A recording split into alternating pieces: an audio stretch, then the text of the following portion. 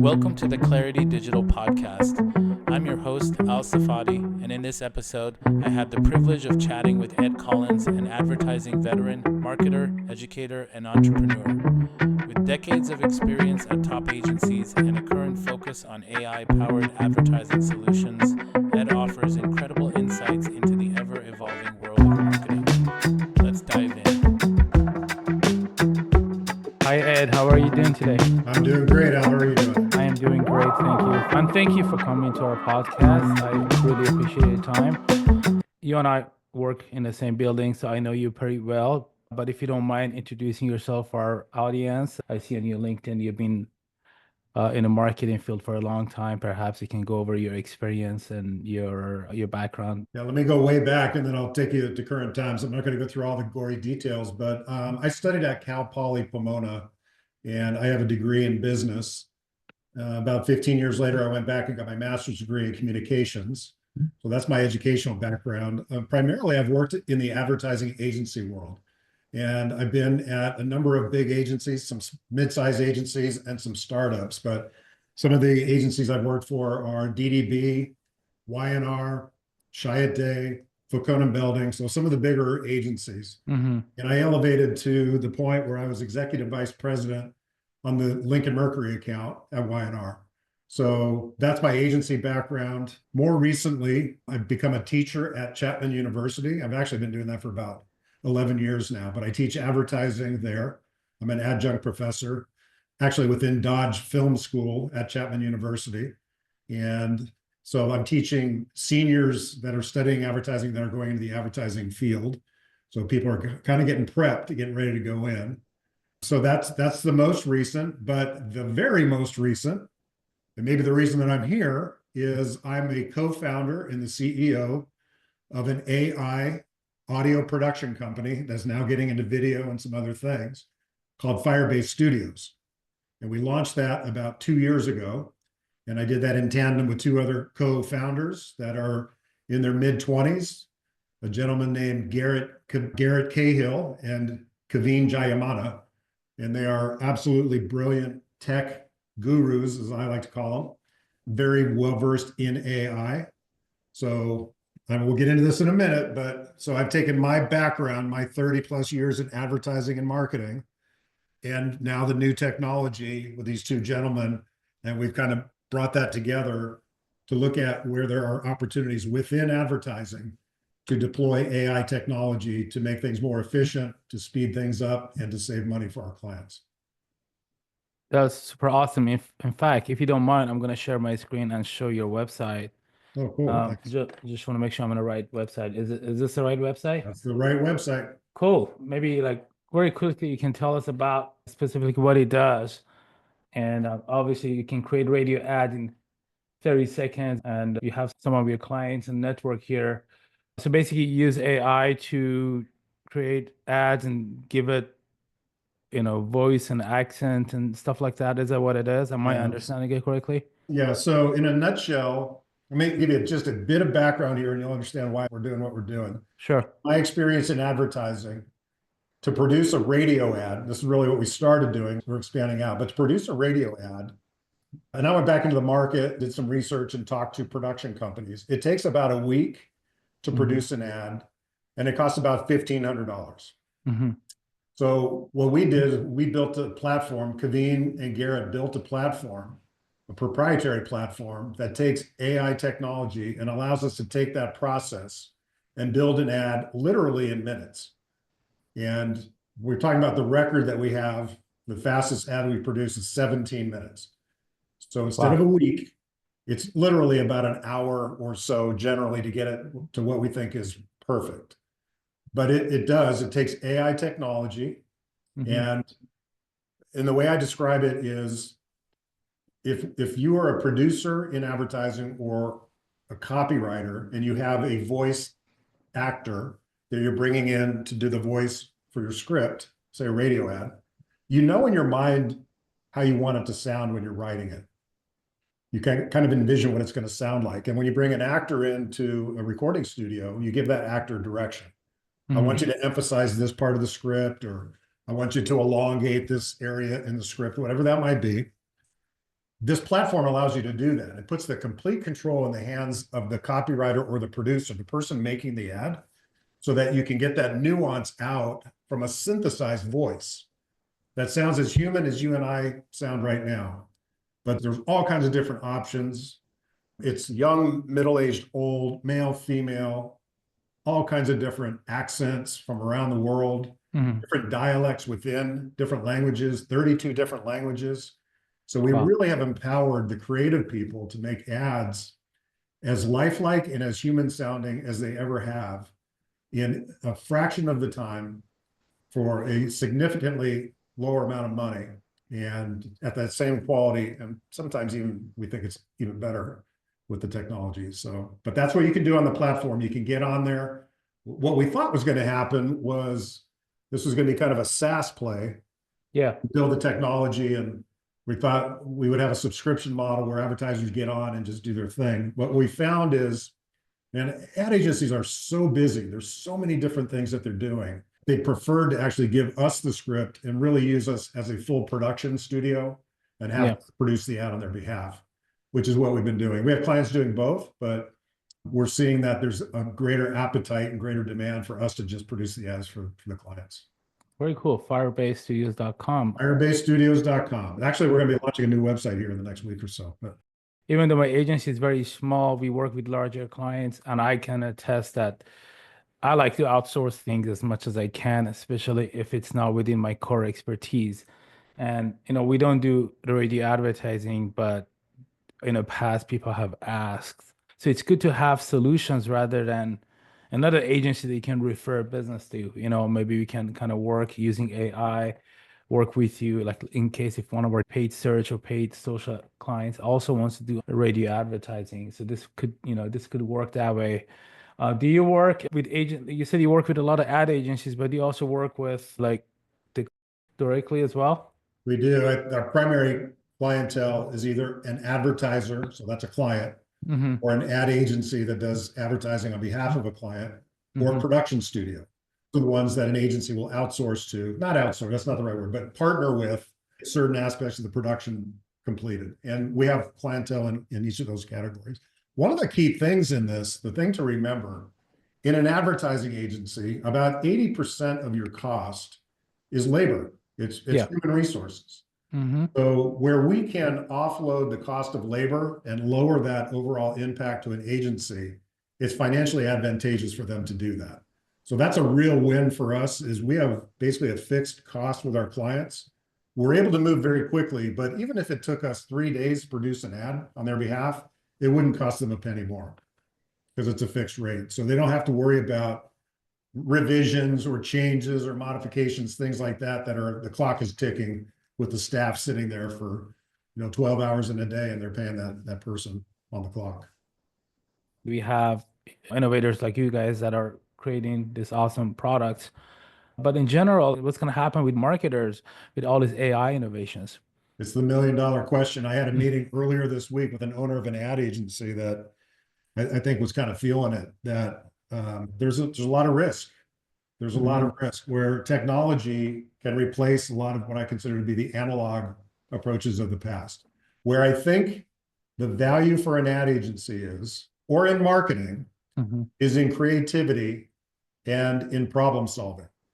I think you want to take your resources and by the way, I mean that as far as creating advertising solutions, advertising ideas.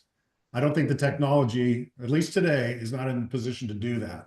It takes human beings to be creative, to look at a business problem and look at the creative tools that are in the tool chest and figure out how to tell a story.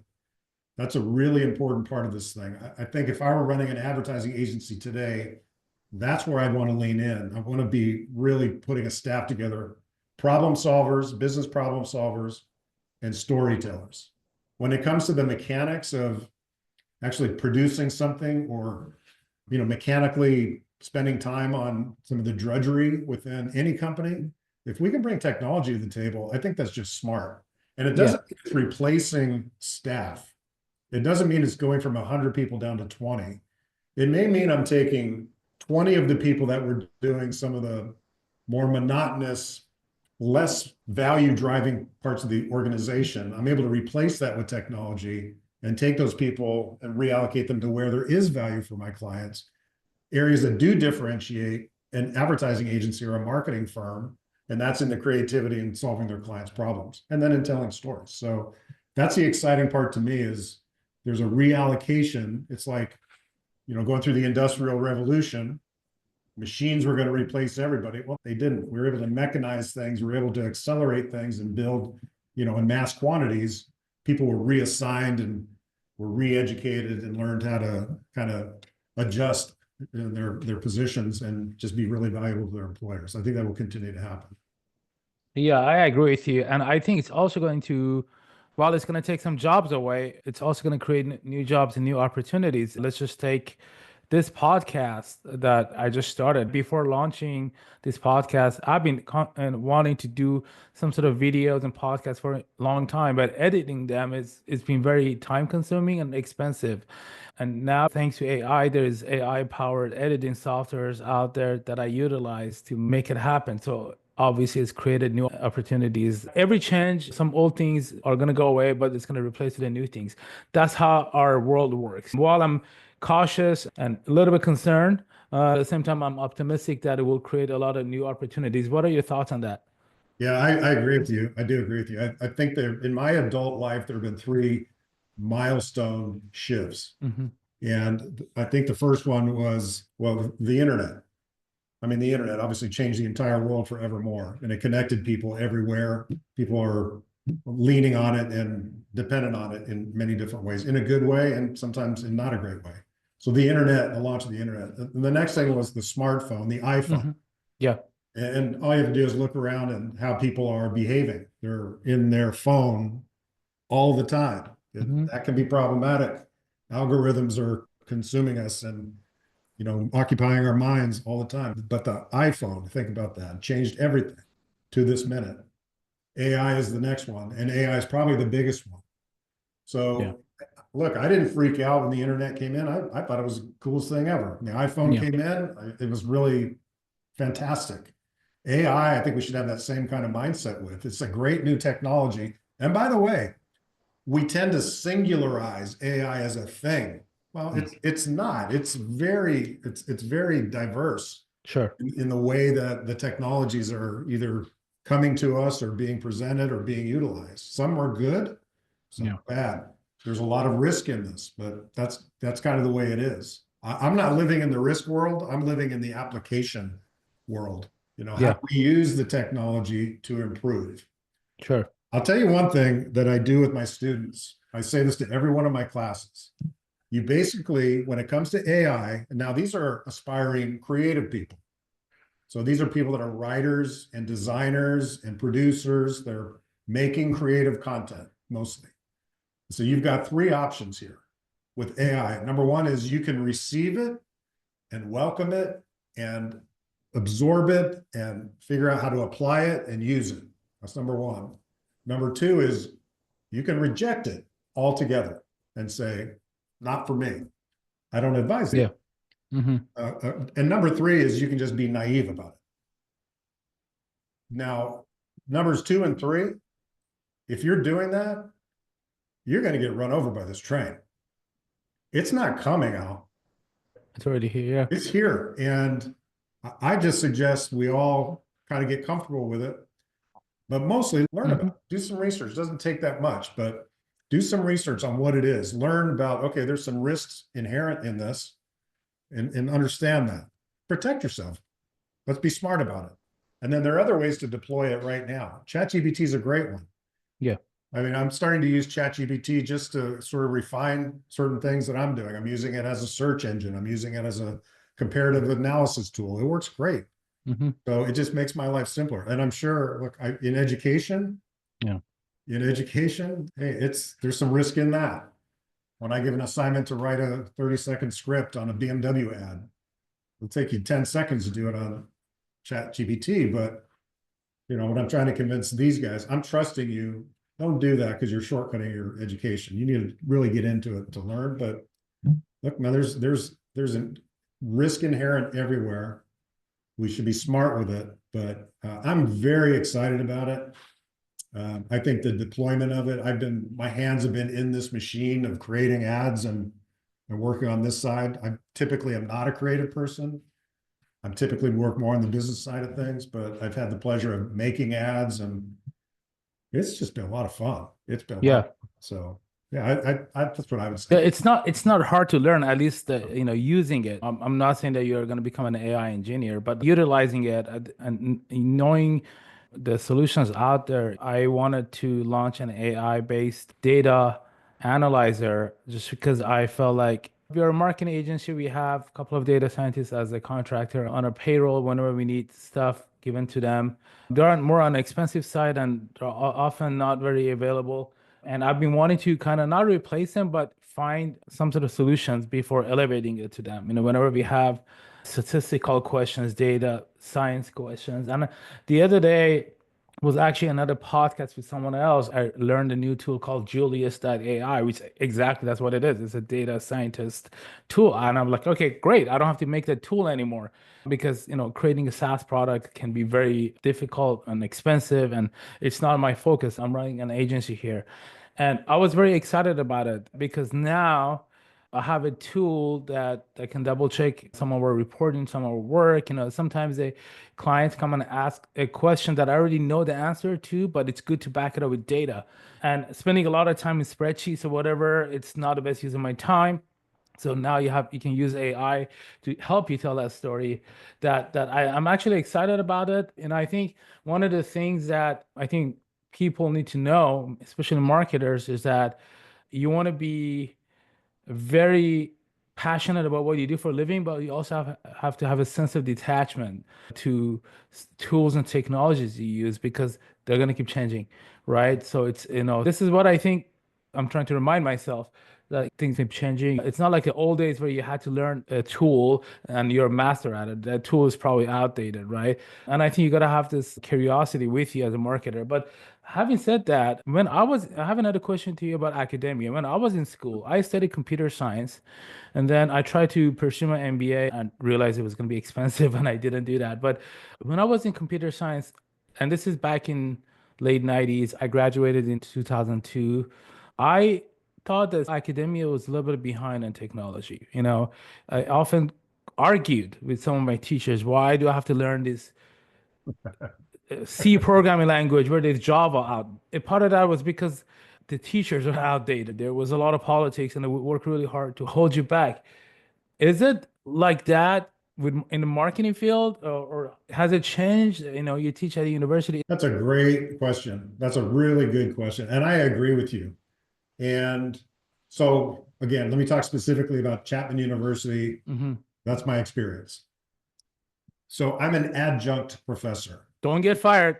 No, I'm going to be complimentary. I Okay. love Chapman. Okay. I think it's an exceptional. I'm very proud to work there, and I've got incredible administrative leadership there and colleagues. Really, I love it, and I really love it. I hope at the tail end of my career I become a full-time college professor. That's what I'm kind of targeting somewhere down the road. Very cool. But I'm an adjunct, which means I teach at night, I work full-time, and I'm a part-timer. But what it means is I'm in the industry. And there are a lot of people at Chapman, the entertainment side of our academic profile there, academic offerings, and in advertising, marketing, and PR. There are a lot of people in the industry. So what happens is I bring in live projects. And I make my students swear that they're not going to take any of this outside the classroom because it's ads that we may have produced that day. Or strategies that we've created on behalf of our clients, real time, my clients that we're working with right now. So there's a lot of value in that because it changes. Advertising and marketing and all that goes with it. If there were a book that I brought to the classroom, by the time that book is printed, the topic would have changed. Yeah. That's how fast this moves. You're working in digital. It moves. But we're sitting here now right before January 20th, and TikTok may be going away. Yeah. So I have kids in that realm, in that age group. They're off to Lemonade and the other. Yeah. Yeah, right. They're going to the next one. They're adapting. Yeah. They're adjusting. They love TikTok, but if it goes somewhere else, they're going to go to the next thing. Yeah. So it's moving, it's shifting. I do think that younger people, I think the world moves so fast now, they're prepared to adapt. That would be my advice to anybody that's looking at what we're talking about here, is just enjoy the change. It's Yeah. actually, it keeps you excited and fresh. I Yeah. get bored, man. I go through one cycle of whatever it is. I'm like, okay, what's the next thing? But this stuff is moving so fast. You've got to keep your brain sharp. You've got to Mhm. keep your antenna up. You got to keep learning. But let me specifically answer your question again. In academia, I think it's a problem in general. Yeah. I think that, yeah, you're right. So people, some instructors that have been around for a long time that may be writing it out may not be on top of the latest and greatest thing. That can be problematic. It hasn't been my experience where I'm teaching. Thank God we've got very progressive leadership there, but I'm aware of it. I've taught the same two classes. One is a capstone class, one advertising campaigns, Mhm. and producing commercials. I've taught them multiple times. I've taught them at least 5 to 10 times each of those classes. I change my presentation every semester. I go Wow. through every one of my lectures and I modify every one of them because I want it to be up to date. I want it to have the latest content. I want it to be the latest thing that's out there, the latest current event, so that it's really applicable to the students, because they're going to take that. The way I look at it, they're kind of representing me in the university when they walk into an ad agency in 3 months. Like, how were you prepared? Were you prepared through a textbook from 10 years ago, or are you ready for this briefing that's coming in this next meeting? And if Yeah. your job's right, you're right. You don't have, if you're a coder, you don't have a code, a language that's already outdated. No value in that. Yeah. And like you said, it's the leadership, it's really important with AI going so fast. Students can probably keep up better than some of the instructors. And what's going to happen with them? And our universities are even going to stay as relevant. There's a simple answer, in my opinion, on how you are a great teacher. It's one thing. You care, yeah. That's what it is. And I Yeah, think it's the same thing about being a leader, being a boss, a mentor, whatever, a coach. sure. If you care about what you're doing, you're going to naturally invest in those things.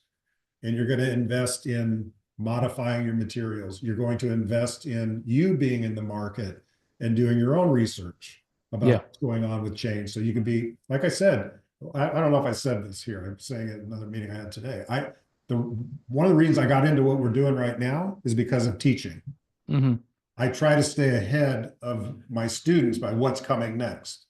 When ChatGPT came in, I mean, that raised a giant red flag for me, in a good yeah, way and a bad way. Because like academia is like, there's gonna be a lot of cheating going on, right. right? You're gonna default to the easiest path. So I address it in the classroom. Coming out of the gate, we didn't know much about AI. I said, don't use it. We're not going to use it. So as we learn together. But then 11 weeks into the 15-week semester, I said, okay, now let's deploy it and let's use it. Let's play with it. And let's learn. But hmm that's how you do it. And that, by the way, that interest in academia generated business opportunities. Like, okay, this is where it's at. This is where we're going. Let's be smart. I like that. I'm excited about what's the next thing. How do I take advantage of these things that are available now to drive great business? Sure. You use ChatGPT, obviously you use your own tools, or obviously your programmers are probably using a bunch of different tools to make things happen.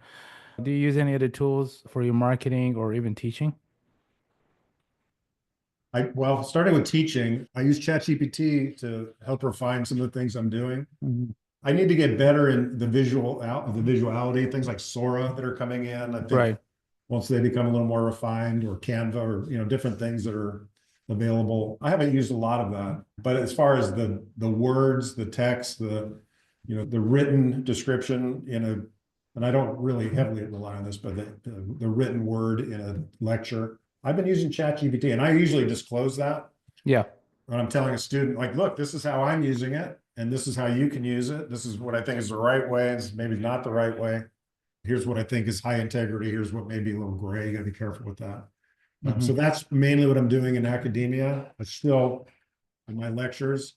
But I do deploy a lot of AI in my classroom. And it's all these different, I mean, here's the next thing. I don't know what it is. Let's try it. I bring it into a group setting in the classroom, and okay, what were you able to produce on this thing? And just having some fun with it. And some of it's a little bit more serious, but we try to learn by doing. So I think that's the best way to do it. When it comes to professionally, how we're doing it. So Kaveen is awesome. He's an AI developer. So he's able to create original products for us and original solutions. There are solutions out there like 11 Labs, which is probably the preeminent voice provider. But what we've heard from a lot of clients there is they're unable to get the nuance out of a platform like that, because that is more, it's a SaaS platform. It's like, we've created this thing, figure it out, good luck, pay us a monthly fee. Nothing against 11 Labs, they're great, but that's their model. That's not our model. Our model is we're going to make this really, it's sort of handcrafted so that you can develop exactly what you're looking for and make it easy for you. That's a real goal for us. And very importantly for us, we're service oriented. That's kind of where we are, is we're trying to utilize some of the best tools that are out there. If we have to put an API on somebody's platform, we'll do that on occasion, but Very cool. yeah, it's a really custom solution for our clients. Awesome. All right. For you being a marketing and advertising teacher, what are some of your advice you can give to newcomers to marketing, people that want to become marketers in this really fast-paced age of technology and AI? Advice to marketers, so people getting into the industry, you mean? Yeah, like newbies, new people. Well, here's what I think. If you're new to it and if you're relatively young, I think the thing that's going to really set you off really well in this industry is a sense of curiosity. So don't just sort of lay down and just take it as, as verbatim because someone said it to you. Go do your research, try things out, exercise your creativity. I don't care if you're creative or not, whether you like music or poetry or whatever it might be, exercise that side of your brain, because we tend to take the right side of our brain away from kids. We take the art away, we take the frivolity away, we take it away, and we're going down the lawyer and doctor and accountant line, especially for talented people. We need to continue to expand a balanced brain. So it's logic and it's creativity. So I really try to give that advice to people, is just do something to exercise your creativity. Because even in business, I think the best marketing people are creative. They're people that can identify an opportunity when it's not clear, or they can create a solution that has not been created yet. So that would be my advice to new marketing people. First of all, exercise your creativity, make sure that you're have a hunger for that. And then don't be afraid to bring in experts that know what they're doing. Yeah. Don't have any ego that says, oh, well, you know more than me. And don't do that. Just be receptive to, there are a lot of us that have been doing things for a long time. And just because we may be older doesn't mean we're set in our ways and are not innovative and creative. Yeah. You have some experience. I've been doing this for a long time, and through experience comes a little bit of wisdom. Oftentimes when you're new, having that wisdom come in and guide you a little bit, or even, lead the way, is pretty smart. Yeah, a good example that I'm sure we both remember is Apple computers. Started by two Steves. One was the smart, high IQ one, Steve Wozniak, and he was really the brain behind the whole thing. But the creative person was Steve Jobs, and that's the person everybody remembers. If you ask an average American, do you know Steve Wozniak? There's a chance that they may not know him. But if you ask him, do you know Steve Jobs? Yeah. He was the inventor and innovator of Apple, and he didn't invent anything. He was just a visionary. He had the creativeness, and he will always be remembered. And he's a great salesman. And he was a great salesperson. What about people like me who want to lead marketers? I work with a lot of people that are smarter than me. The younger generation can use technology better and faster than I can, and they're really creative. In other words, how do marketing leaders better lead? So I have two primary answers to that, but you just sparked a third, and I'll start with that because I think that's what you just said is really smart. So be humble and be open, and recognize you don't have to be the smartest guy in the room or smartest woman in the room, because there's a lot of ego that gets in the way. That's for sure. Be humble, and with that, listen was I'm to a stage in my life now where I have adult children and I have 3 daughters, and either married or they have significant others. I try to listen to all of them, genuinely listen to them and respect them because they're smart. And just because they're younger than me doesn't mean I have anything on them other than a little bit of experience, maybe a little bit of wisdom that comes with that experience. So I try to listen. My wife will tell you maybe I need to continue to work on that, but I try. Yeah. So that's key, man. I think take your ego, just tamp it down, be humble and listen. But I was going to say, I think there's so much out there. There's so many people doing whatever we do. There's so much competition. There's 2 pieces of advice that I would have. One is you need to be really clear on who you are. Like, what are your values? Really spend some time and identify your values. Is it honesty, integrity? Is it whatever it might be? It might be, communication, whatever your values are. And then communicate those and live up to them. And that will have meaning to the right people. And you try to find people, if it's about honesty, look, there's a lot of dishonest people around. And if people have been burned by people in our industry, that's a hot button for them. Oh yeah. But I'm about honesty and transparency, and you're going to get that from me. And they'll be receptive to that. Right. So that might be how you can stand out a little bit from others. Which leads to the second thing to me, which is having, as we say in marketing, a USP, a unique selling proposition. Mm-hmm. How do you stand out from your competition? And you got to really think about that. And there's no specific answer to it. But if you're doing search, there's 5,000 other people's doing search.